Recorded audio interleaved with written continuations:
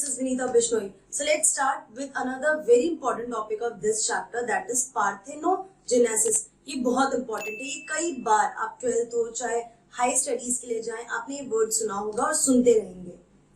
So parthenogenesis को अगर हम देखें तो ग्रीक वर्ड में पार्थिनोस का मतलब होता है वर्जिन एंड जेनेसिस का मतलब होता है ओरिजिन. ठीक है. सो in this process the organism will form from unfertilized ovule.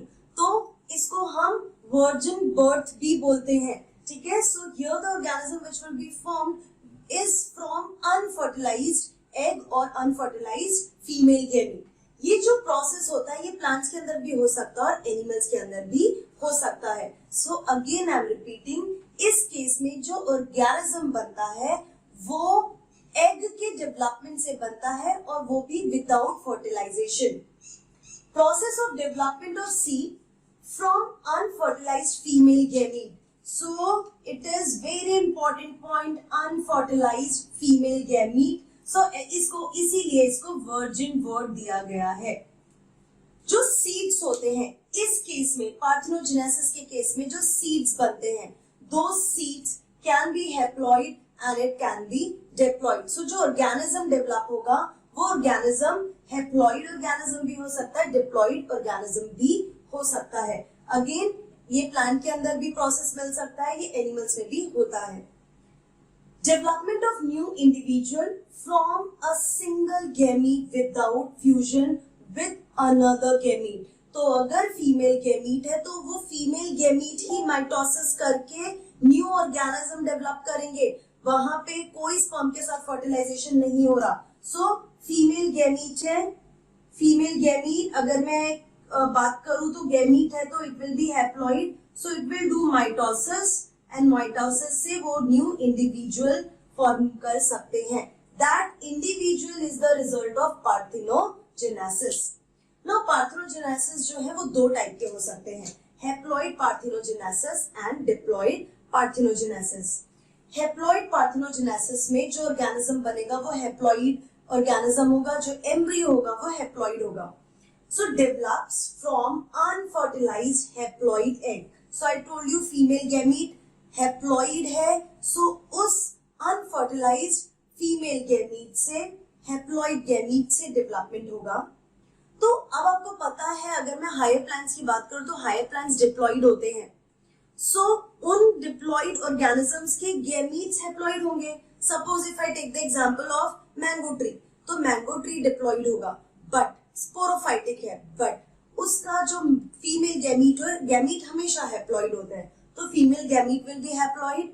अब हैप्लॉइड फीमेल गैमीट अगर न्यू मैंगो प्लांट बनाएगा तो वो न्यू प्लांट जो है, जो न्यू सीड है, that will not be viable. वो इतने सक्सेसफुल नहीं होंगे, वो जर्मिनेट नहीं हो पाएंगे, वो डेवलप नहीं हो पाएंगे क्योंकि उनका जीन्स जो है वो डिप्लॉइड है.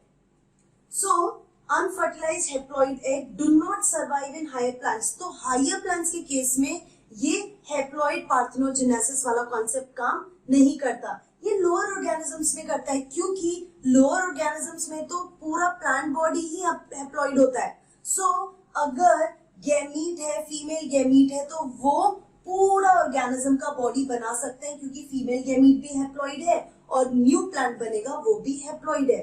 सो ये जो प्रोसेस है हैप्लॉइड पार्थेनोजेनेसिस, ये सक्सेसफुल है और ये देखने को ज्यादातर हमें लोअर प्लांट्स के केस में देखने को मिलता है जिसमें प्लांट बॉडी ही हैप्लॉइड होती है.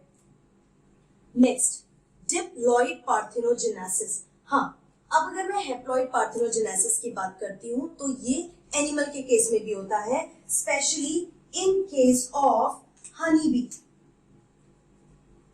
हनी बी के अंदर जो क्रोमोसोम होते हैं वो 32 क्रोमोसोम्स होते हैं. सो जब भी फीमेल है, female gamete will have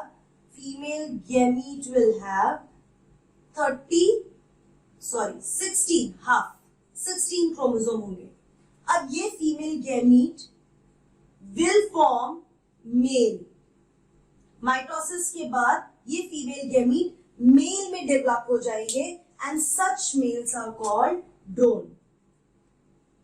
so ये आगे जाके आप 5th चैप्टर में इसी स्टैंडर्ड में, 12th स्टैंडर्ड में 5th चैप्टर जो हेरिडिटी एंड वेरिएशन वाला चैप्टर है उसमें आपको पढ़ने में आएगा। सो ये जो मेल होंगे इसमें 16 क्रोमोसोम्स ही होंगे। Males will be haploid but females diploid होती हैं। एंड जो मेल्स होंगे वो पार्थेनोजेनेसिस की वजह से फॉर्म हो रहे हैं क्योंकि फीमेल गैमीट ने माइटोसिस करके ऑर्गेनिज्म बना दिया है। So male will be called drone and they will be haploid. So here जो भी हनी बी है उनके केस में हैप्लॉइड पार्थेनोजेनेसिस हो रहा है। नाउ डिप्लॉइड पार्थेनोजेनेसिस, ऑब्वियसली इसका समझ में ही आता है कि जो ऑर्गेनिज्म होगा वो डिप्लॉइड होगा क्योंकि ये किसी डिप्लॉइड सेल से डेवलप होने वाले हैं, बट वो diploid cells will develop without fertilisation from diploid egg without fertilisation. So यहाँ पे egg will become diploid and then develop into a new organism. Diploid egg, अब diploid egg बनेगा कैसे? ठीक है, ये कैसे बन सकता है diploid egg? पहला, absence of meiosis. You know, चाहे वो plants हो या animals हो, उनके केस में आपको पता है जो अगर मैं animal का केस लूं तो germinal epithelium जो होता है वो diploid होता है और फिर वो meiosis करते हैं और meiosis करने के बाद हैप्लॉइड गैमीट्स बनते हैं। ठीक है, सो ये डिप्लॉइड पार्थेनोजेनेसिस हम प्लांट के केस में ही बात करेंगे। तो डिप्लॉइड पार्थेनोजेनेसिस में क्या हो रहा है कि एक अल्टीमेटली क्या बनाना है, डिप्लॉइड एग बनाना है। डिप्लॉइड एग जो है वो ही ऑर्गेनिज्म में फॉर्मेशन करेगा। सो डिप्लॉइड एग किस तरीके से बनेगा? तो पहला, एब्सेंस ऑफ मियोसिस। सो यहाँ जो मियोसिस हो रहा है, अगर ये मियोसिस ना हो, अब मैं प्लांट का एग्जाम्पल लेती हूँ तो प्लांट के केस में if I take the example, it is the megaspore mother cell.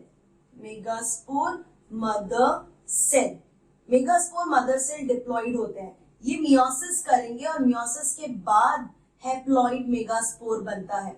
Fine, सो ये मियोसिस ही ना हो, मियोसिस ना हो और megaspore mother cell develops into an individual. So individual will be diploid. So पहला क्या केस हो सकता है कि एब्सेंस करे मियोसिस, मियोसिस हो ही ना, मेगास्पोर मदर सेल मियोसिस करे ही ना और megaspore mother cell develops into a organism, तो वो हो जाएगा डिप्लॉइड। तो ये जो है it becomes as a diploid egg and this is called apomictic parthenogenesis. So इस प्रोसेस को जिसमें मेगास्पोर मदर सेल मियोसिस ना करके डायरेक्टली ऑर्गेनिज्म बना रहे हैं, डिप्लॉइड ऑर्गेनिज्म बना रहे हैं और megaspore mother cell is acting as a diploid egg, such parthenogenesis is called apomictic parthenogenesis. Then megaspore, अब दूसरे टाइप का क्या होगा, कैसा दूसरा वे होगा जिससे डिप्लॉइड एग बन रहा है? मेगास्पोर मदर सेल ने मियोसिस किया, मेगास्पोर बनाया, मतलब एम्ब्रियो सैक बना। एम्ब्रियो सैक के अंदर हैप्लॉइड न्यूक्लियस है, तो वो हैप्लॉइड न्यूक्लियस जो है माइटोसिस करके फ्यूज हो जाए। यू नो कि अगर मैं एम्ब्रियो सैक की बात करूं तो एम्ब्रियो सैक में एक ही हैप्लॉइड न्यूक्लियाई है, ये न्यूक्लियर डिवीजन करे और न्यूक्लियर डिवीजन करने के बाद दे गेट फ्यूज्ड। ठीक है, so haploid nuclei fuse to form diploid egg. Now this will be called as diploid egg.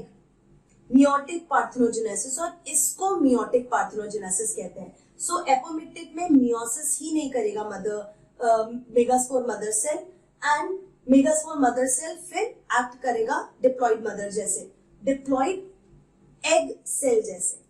दूसरा, चलो मेगास्पोर मदर सेल जो है जो डिप्लॉइड है that will go for meiosis. meiosis करने के बाद हैप्लॉइड मेगास्पोर्स बने और हैप्लॉइड मेगास्पोर्स में जो न्यूक्लियाई हैं वो फ्यूज होके डिप्लॉइड एम्ब्रियो सैक बन जाएंगे, मतलब कि वो डिप्लॉइड एग बन जाएंगे and then again diploid egg will develop into a new organism.